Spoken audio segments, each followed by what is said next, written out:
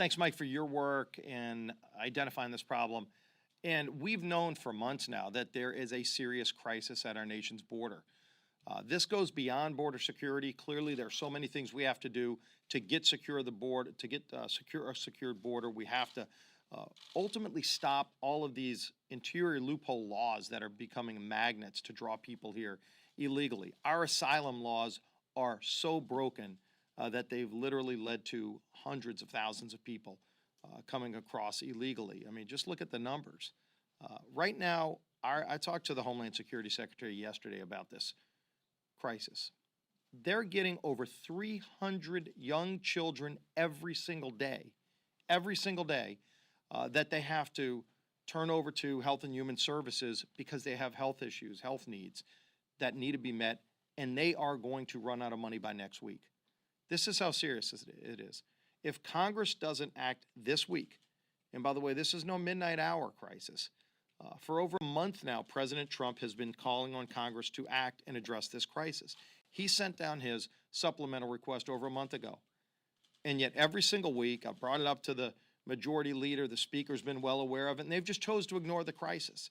And they've let it come to a head where if we leave this week, July 4th recess, without addressing the crisis, that agency and HHS will go into a government shutdown. Literally will go into a government shutdown. What that means is those HHS employees will be required by law to come to work to take care of those young kids and will not be able to get paid. Standing Hoyer even acknowledged that this is going to be the case next week if they don't take action. Now, why didn't Speaker Pelosi bring this bill up weeks ago? I can't explain why she didn't do that.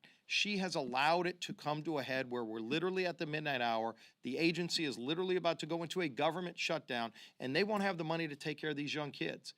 And again, over 300 young kids a day that are being turned over to HHS with health needs that will not be able to be met if this bill doesn't pass.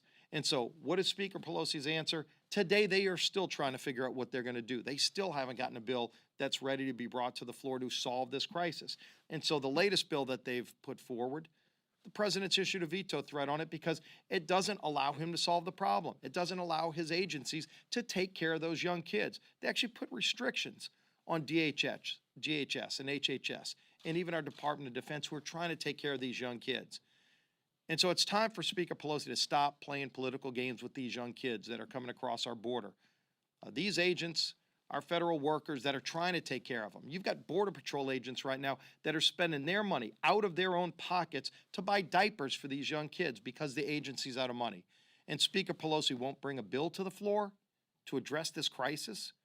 Stop playing games. Stop playing games with the young kids. Sure, you might have disagreements with the president. We're not even talking about the broader issue of solving this problem and ending the magnet that's bringing these kids here illegally. The asylum loopholes that everybody knows are a problem that she won't fix. We're not even talking about that right now. We're talking about the humanitarian crisis, just the basic money to take care of these young kids that are coming over every single day. And the agency will go into shutdown next week if they don't solve the problem now. Not a partisan bill that they know will get vetoed, but look at the Senate. With a 30-1 vote last week, they passed a bill. That's not the ideal bill, but it at least solved the problem right now. It will at least get the crisis resolved right now. That's the approach that Speaker Pelosi ought to be taking. It's the approach that has to be taken if we're going to solve this by the end of this week so the agency doesn't go into shutdown and those young kids will be left in limbo.